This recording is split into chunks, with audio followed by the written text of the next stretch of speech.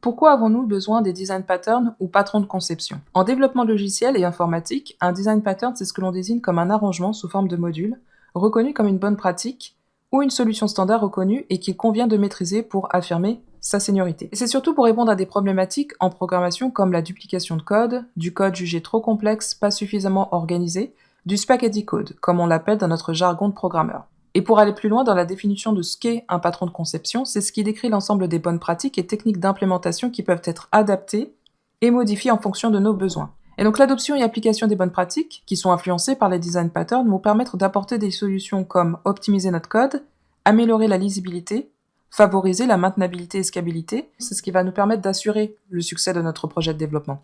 À l'inverse d'une stratégie de chaos qui va se représenter plutôt avec du spaghetti code et qui va très vite faire ressembler notre projet à un château de cartes.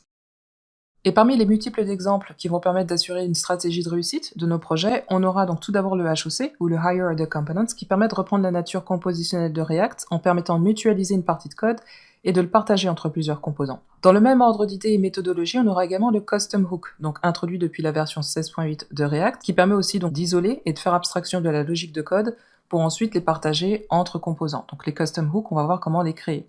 Et puis on aura plein d'autres exemples de design patterns qui, pareil, vont permettre d'augmenter le niveau de notre code. Alors tout ça au format didactique. Chaque étape est orientée projet pour découvrir concrètement quoi, pourquoi et comment. Et en conclusion, un exemple pratique pour découvrir chaque patron de design dans son application concrètement avec en plus des codes sources qui sont commentés et expliqués. Donc je vous dis à bientôt en rejoignant donc React Design Pattern avec moi. Je suis Sandy et je serai votre instructeur pour ce cours.